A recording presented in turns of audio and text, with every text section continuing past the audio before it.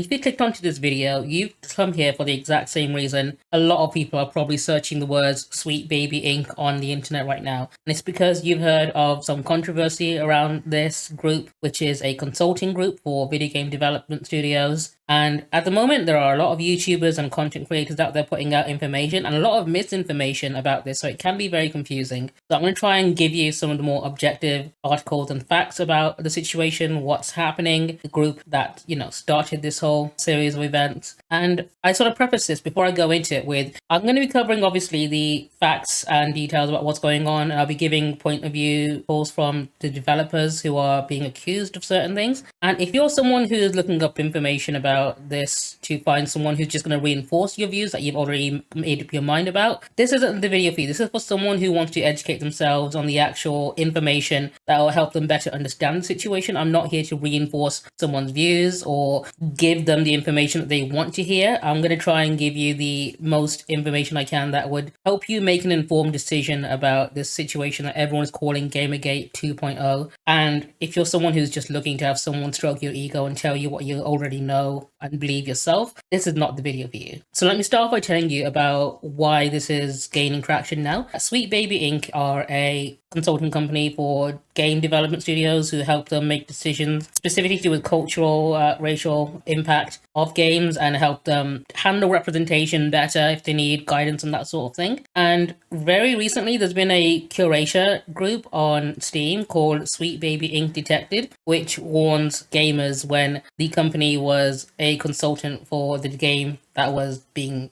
sold on Steam. And it sort of gained traction and a lot of people following that group, mainly from the far right who hate things like woke politics in video games and anything they deem is forced diversity. And it really started to gain traction when Asmongold did a interview with the creator of the group that was called Sweet Baby Inc. Detected. It's a 50-minute long interview, so I'm not going to tell you to watch the whole thing. In fact, I've watched it and I've made notes about it that I'll give you the short version of, so you don't have to spend an entire hour watching this. Essentially, the one who started the Sweet Baby Inc. Detected curator page and group thinks there's a pattern with games that they consult on, that he thinks they're making games worse, essentially, and that's what the problem is. And the one example that he gives is the Cuba flag that was in Spider-Man 2 being a mistake when it should have been a different flag for Miles Morales. He says that's a mistake caused by Sweet Baby Inc.'s consulting, or is what he believes to be the case. He believes they're behind mistakes like that and they're lowering the quality of games by making them, what he believes is forcing developers to include things like countries' flags or pride flags or certain characters to fill some kind of quota, I believe. The way he views his group as well is he described it as the ingredients on the back of some food. So if someone has a peanut allergy, they'd need to know peanuts are in something. That's the way he sort of views his curation of Steam games that have been consulted by Sweet Baby Inc. As if someone could have a visceral reaction to woke in-game politics. And he claims he doesn't want games to push an agenda. He names games like World of Warcraft, Gears of War, and Halo as his favorite games that don't push an agenda. He seems to completely miss the fact that World of Warcraft is a game with multiple races, and all three games that he mentioned are about warring factions, which is what, politics is. Asmongold actually chimes in on the interview as well. He accuses Sweet Baby Inc. of being racist, pretending to be anti-racist. So he doesn't say it outright, but he suggests they are racist towards white people, and they're trying to mask that by claiming to be anti-racist and making more diversity by trying to remove white people from the equation, which is a far-right conspiracy, I guess, that is starting to become more prevalent in gaming spaces. And even though he doesn't outright use those words, he straight up just implies it very heavy-handedly. And he also brings up things like demonizing the police in video games, so showing police to be corrupt and so on. And he called that to be ridiculous to be in games. I just don't want to see that in video games. I can only imagine he means things like GTA or something. Even though games like San Andreas, which existed before Sweet Baby Inc. was a thing, had things like corrupt police officers be integral parts of the story, right? But no, that's something that he thinks is a woke thing that's recent. So one of the things that both Asmongold and the creator of Sweet Baby Inc. Detected Steam Curators page were accusing the company of is forcing diversity and saying the developers themselves wouldn't have done any of these like changes to the game had it not been for them, and they tried to make it seem like they are forced or pressured into making those changes, as if the developers themselves wanted to have an all-white cast in the game and didn't want to have forced diversity characters or woke politics. But there's something I want to mention, as they mentioned specifically a lot during the interview,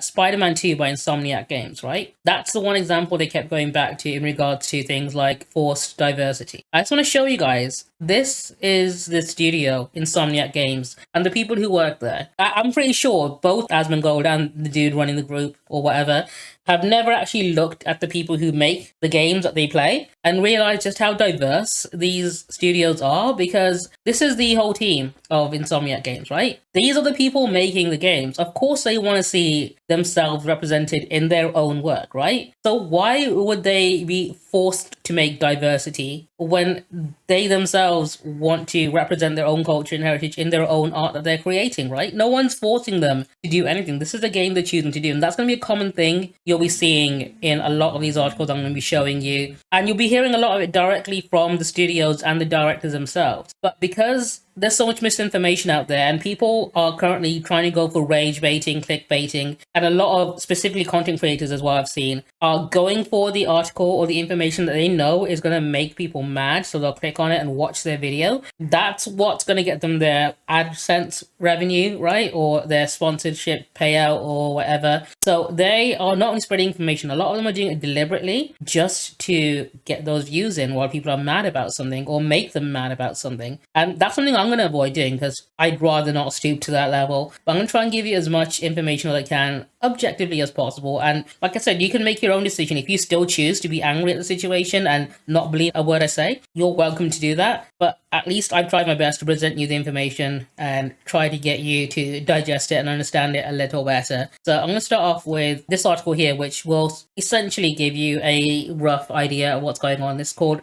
Sweet Baby Inc. Detected. What actually happened and why should you care? Sweet Baby Inc. has become the focus of some gamers' ire on social media. Well, what happened and why should you care? Here's everything you need to know about the latest discourse in gaming industry from an impartial and fact-based viewpoint. So, who is Sweet Baby Inc.? The company's About Us section says it's founded in 2018. It's a narrative development and consultant studio based in Montreal, working around the globe. And their mission is to tell better, more empathetic stories while diversifying and enriching the video game industry, and to make the games more engaging and fun and meaningful and inclusive for everyone. So essentially, they help studios focus on improving the narrative of the game and making sure that they do have an inclusive story. So some of the games this company has worked on has been God of War Ragnarok, Spider-Man 2, Alan Wake 2, which are the ones that people are mostly focusing on and blaming the company for allegedly ruining the story of. So this story started to make the rounds on news articles when the employee at Sweet Baby,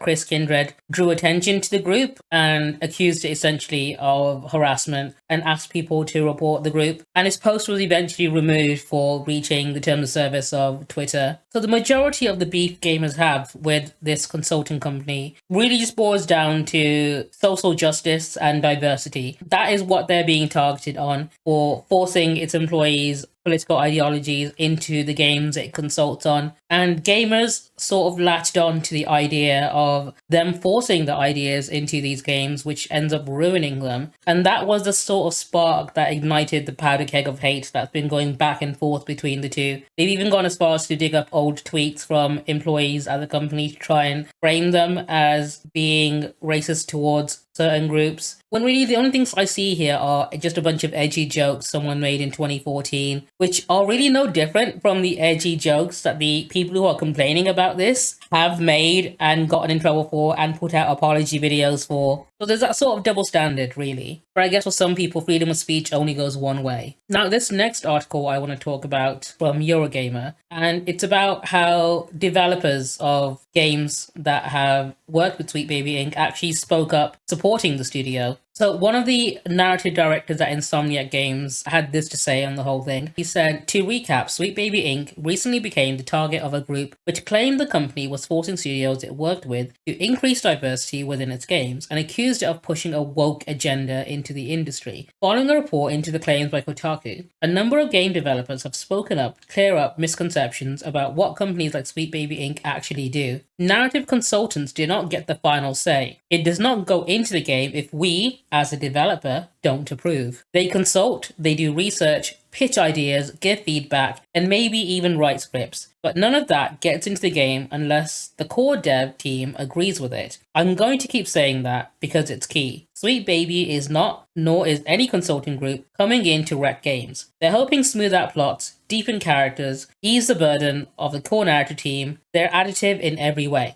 So they're essentially like having an editor review your first draft and give you feedback on how you can improve it or do better, which honestly a lot of games out there can probably benefit from having. Now, one of the reasons why Alan Wake 2 is being dragged into this situation and is coming under fire is that a lot of gamers who are on the hate wagon for Sweet Baby and are part of the group believe that the reason Saga Anderson is black in Alan Wake 2 is because Sweet Baby forced the studio Remedy to change her ethnicity. And one of the directors of the game actually took to Twitter to say this. He quote tweeted this tweet where people are theorizing that the reason there's a black woman in Alan Wake 2 is because of the Sweet Baby Inc. And he straight up said, it's absolutely not true. Now, PC Gamer put out this article called "A Company Called Sweet Baby Inc. Has Become the Target of Anti-Woke Gamers Because It Offers Consultancy Work, an industry standard service that's been normal for years." So this article is going to tell you essentially that everyone is mad at this one company for something that they discovered very recently and how it's been an industry standard practice for years and people just weren't aware of it until now and are insisting that games are bad now because of this, when really all the games they've enjoyed up until now has had the same sort of deal with a consultancy agency. So one of Kotaku's senior editors actually spoke to members of the group's Discord, and it turns out they are primarily concerned about ideological worldviews that they believe have taken a hold of the Western world media and gaming as a whole, and specifically race and identity group quotas, which is essentially the exact same thing that Asmongold brought up in his interview with the one who started the curation page and the group. Now, the reason it was escalated to the point where it's being covered by multiple news outlets was the employees of Sweet Baby Inc. started tweeting about the group. The tweets were removed because they did go against Twitter's terms of service about targeting individuals. And I agree that they were out of line with how they handled bringing attention to the situation and the way they asked people to report the group and the curator and his account. But I also think the way people are using this to justify the amount of hate they're sending to these people is also wrong. And the key thing, everyone who's hating on Sweet Baby just happens to either miss or intentionally ignore and not want to mention. I've not seen this brought up by anyone who has been covering this whole situation at all, is that Sweet Baby actually has zero say on what makes it into the final game. If the dev team disagrees with them on something, the dev team doesn't take the no. It's just that simple. They're not being held at gunpoint by this group or the threat of being cancelled, which everyone seems to fear these days apparently. Now, one of the things that people are trying to also criticize Sweet Baby for is by claiming that they are the ones making games worse by ruining them. And that includes the fact that they've worked on games like Suicide Squad and Gotham Knights. And I think that's pretty stupid. I'm not even going to sugarcoat it. It's dumb because they work with a lot of games, okay? They have consulted on a lot of games. Sometimes the games they consult on were bad before they even said a word. Live service games that are doomed to fail, like Suicide Squad and Gotham Knights, those games were bad before Sweet Baby were ever brought on board, okay? Those games were doomed to absolutely bomb on release the second they became live service games and sold at full price. And I think it's such a desperate clutch at straws to try and claim that they are the reason those games were bad by blaming that one consultancy group, when the actual truth is, most likely, Rocksteady and Warner Brothers Montreal probably just disregarded every idea Sweet Baby put forward. They have the ability to just completely throw away every suggestion and do what they want. And that's most likely what happened. Now, this is another article from thegamer.com that I want to talk about that also mentions this whole situation from a different angle. Specifically, they mention the fact that studios aren't forced to add diversity, they're forced to add battle passes and endless grind, leading to worse games and cheap demographic appeal. Which is what gamers should really be mad at, not the fact that there's a black woman in their game, but the fact that there's a battle pass and paid content on top of that and loot boxes and skins that are designed to take every last penny out of their wallets. And this article also mentions just how ridiculous it is for gamers to follow a curation group that points out which consultancy firm a studio used and might not have even taken any information from. Rather than play a game for yourself and come to conclusions, or even reading a review by someone you trust, we have reached the point where we decide which games to play based on which narrative firm was attached to give the script a polish. It's not normal to care about these things so deeply, and it's true. Who the fuck cares about what consultancy group a studio used to revise their script when deciding what game to buy? It's an unhealthy degree of obsession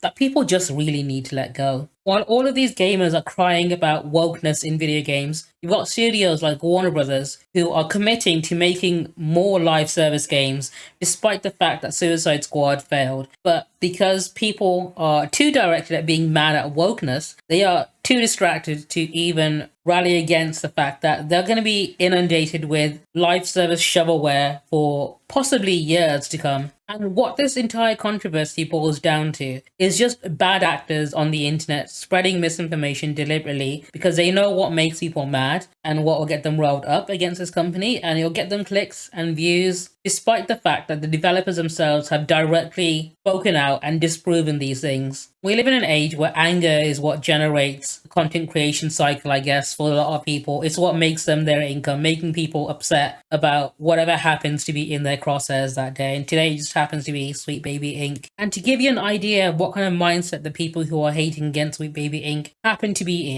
in this article by Kotaku, one of the journalists DMs a member of the Discord for Sweet Baby Inc. Detective's curation page, and that person explains why they're against things like representation or diversity in their games and why they think it feels forced. And even after the journalist messages them to clarify what Sweet Baby Inc. actually does and how it focuses on narrative work, he wouldn't budge, as it says right there. As in, they've made up their minds about what they're angry about, and even when presented with information that shows that they might be wrong about something, they don't want to change their mind. They don't care about receiving information that might go contrary to what they want to believe. They've chosen that they want to hate, and they will consume content that will reinforce that belief, which is being peddled by a lot of YouTubers out there, because all it is just one big circle jerk with this consultancy group in the middle. And I think this part of the article sums it up pretty well. Until the industry is more willing to openly discuss development processes, the lack of transparency will continue to be used as a straw man for bad faith arguments. Which is why we get so much misinformation spreading so easily about game development, because people just don't understand the entire process of developing a video game. And that misunderstanding is the foundation in which this misinformation is being spread on. In fact, one of the narrative designers for Bungie put it best here: if you're mad about DEI ruining games, you need to grow up. You need to stop wasting so much time on grifters who are only there to manipulate you and milk your anger for engagement. You need to talk to people who aren't like you a bit more. You need to stop falling for this. And that's essentially what it is. These content creators are farming engagement off the hate that this company is getting. They are grifters, they are scammers, they are taking advantage of you, and they are absolutely milking the shit out of you. And you are too blind to see that you're being taken advantage of and lining the pockets of these people who make money off getting you mad at other people. Because gamers are just really easy to influence like that and take advantage of. It's why we have so many predatory practices in video games like loot boxes, battle passes, microtransactions that you don't see in any other industry out there. In fact, the lack of regulation on these things is a massive red flag, and the video game market is the only market that you can get away with doing something like that in. That's why I think it's important that you look up information for yourself and are willing to accept ideas that might not just reinforce what you've been told, and are willing to accept new ideas and look for objective facts and weigh the options before deciding to throw hate and anger at whatever some YouTuber tells you to do. In fact, just going back to Alan Wake 2 for a moment, the thing that gives it away that this is all just a manipulation tactic is the fact that this game was nominated for the Game of the Year award and actually won Best Direction. And fans absolutely loved this game when it came out. It reviewed crazy good. And nobody had any issues with it until some internet grifter told you to be mad at it because they don't like the company that consulted on this game, because they think it's woke and that's the reason why this black woman exists. It's the fact that people did a 180 like that after being told to do it by some content creator makes it incredibly obvious that it straight up is just a grift, but people fall for it despite the fact that they played this game, they enjoyed it, and now they're being told to hate it. But the thing is, people don't think for themselves as often as you think they should do, and people are very easily influenced and swayed by anyone who just happens to have a large following. And that's why I advocate for people educating themselves and learning about things before just following whatever happens to be the most popular opinion at the time. But that's just my opinion. I've been Avatar Obi. If you want to see more of my content, please like and subscribe. Follow for more information. I'll be doing more videos like this, trying to break down whatever happens and give you as much information as I can to give you the chance to make your own informed decision and not just follow what happens to be the idea everyone is peddling to you to try and make you mad and give them more views. And hopefully I'll see you in my next video.